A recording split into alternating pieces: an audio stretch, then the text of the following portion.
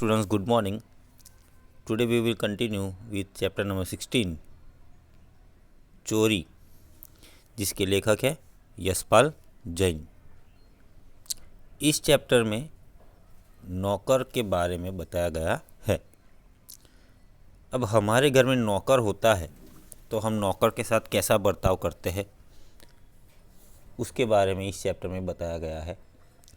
नौकर जो है वो हमारे परिवार का एक अंग ही होता है और घरेलू नौकरों के प्रति लोगों में तरह तरह की भ्रांतियाँ फैली हुई है। अक्सर लोग घरेलू नौकर के उन्हीं भ्रांतियों की कसौटी पर कसना चाहते हैं, मतलब वो उनकी कसौटी करना चाहते हैं कि भाई हम जैसे कर रहे वैसे वो लोग करते हैं कि नहीं करते हैं, ठीक है, हमारे अनुसार वो लोग चलते हैं कि नहीं चलते हैं। ये सारी बातें वो उन पे आजमाना चाहते हैं, पर सभी नौकर एक जैसे नहीं होते। यदि हम घरेलू नौकरों को अपने घर का अंग मानकर उनके साथ अच्छा व्यवहार करें और हम जो खाते हैं वह उन नौकरों को भी खाने को दे, तो नौकर को लेकर उठने वाली समस्या कभी होगी ही नहीं और घर में सुख शांति का माहौल हो जाएगा। तो हम आज जो कहानी पढ़ने जा रहे हैं, तो ये जो कहानी है वो यही बात का संदेश देती है कि हमें नौकरों के साथ कैसा व्यवहार करना चाहिए। तो इसी संदेश के साथ एक परिवार की कहानी यहाँ सुंदर ढंग से प्रस्तुत की गई है।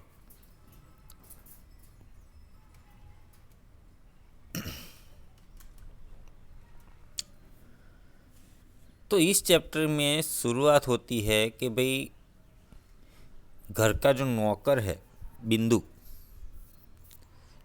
वो घर में साफ सफाई कर रहा है, ठीक है, और बिंदु, मालती और नंदन को घरेलू नौकर है। बिंदु जो है वो मालती और नंदन का एक घरेलू नौकर है और एक दिन घर के कमरे में झाड़ू लगाकर कूड़ा मतलब जो कचरा होता है वो झाड़ू पर रखकर दूसरे हाथ की मुट्ठी बांधे हुए वह घर के बाहर आता है। तो बिंदु की जो बंद मुट्ठी जो होती है उसका देख को मालती को संदेह होता है कि भाई ये जो बिंदु है उसने मुट्ठी में कुछ छुपाया, घर में से कचरा साफ करते करते उसने कुछ चोरी किया है।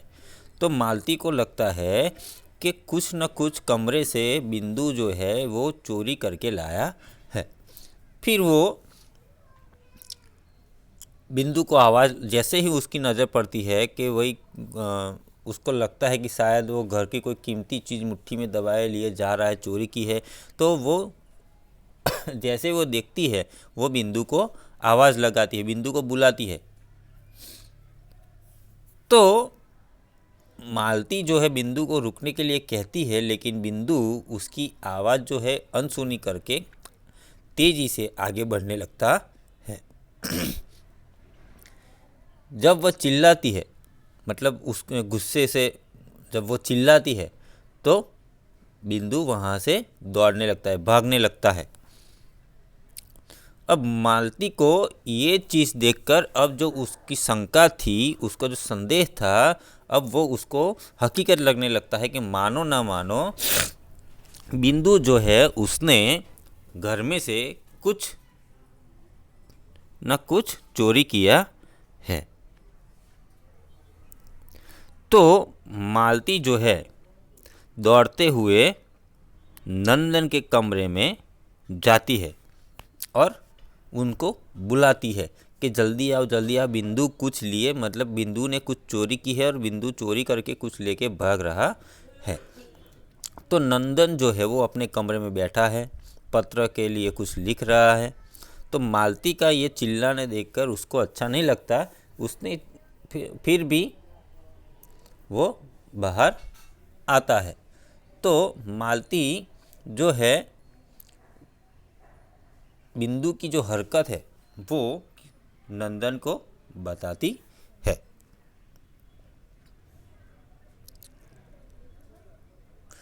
जब तक नंदन मालती के साथ कमरे से बाहर आता है तब तक बिंदु जो है, जो कचरा है वो फेंक कर लौट रहा था। मतलब उसने जो कचरा था उसके हाथ में वो फेंक दिया था और वो घर की तरफ वापस आ रहा। तो मालती जो है वो अभी भी आग बबूला है, ठीक है, और बिंदु को फटकारती मतलब बोलती है, मारती नहीं, फटकारती है, ठीक है, और जोर जोर से बोलने लगती है, गला फाड़ फाड़ के, बिंदु के बच्चे तुम्हें गला फाड़ती रही, तू रोका क्यों नहीं, बोल हाथ में क्या था, क्या चोरी किया था, ये था। लेकिन बिंदु जो है वो मुंह से एक आवाज़ निकालता नहीं है। तो बिंदु से जब पूछा जाता है, नंदन पूछता है कि भाई हाथ में क्या था, ठीक है, घबराओ नहीं, सच बताओ क्या था। तो नंदन जो कहता है कि मेरे हाथ में झाड़ू थी और कूड़ा मतलब कचरा था। लेकिन मालती जो है वो सच मानने को तैयार नहीं है। वो मानती नहीं कि भाई नहीं, उसके हाथ में कचरा और झाड़ू था, उसके हाथ में कुछ और भी था।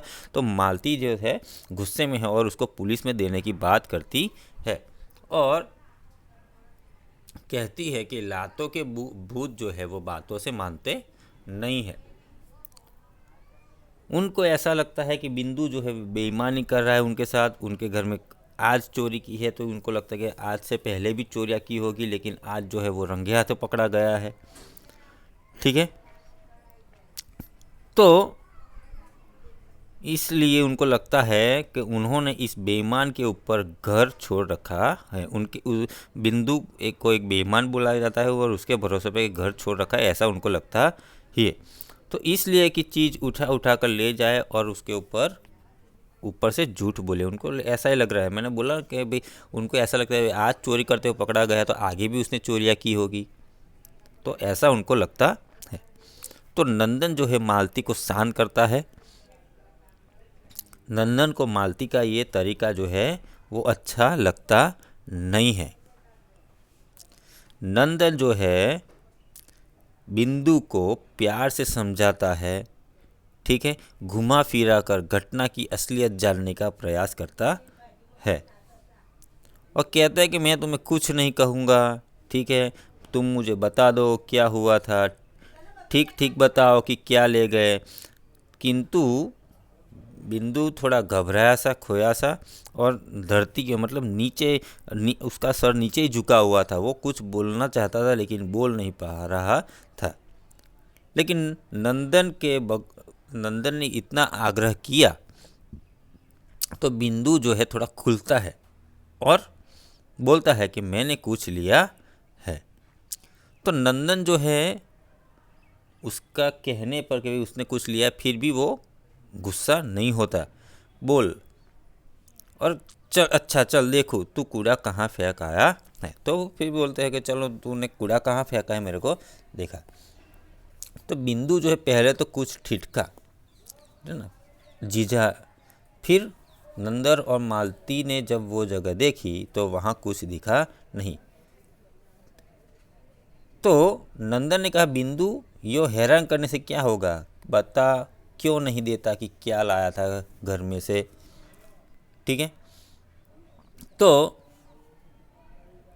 वह बताता है कि अपनी मुट्ठी में से उस कमरे में गिरा हुआ कुछ मेवा ले रहा था जिसे उसने कूड़े के साथ फेंक दिया। सो यहाँ तक आज हम देखते हैं।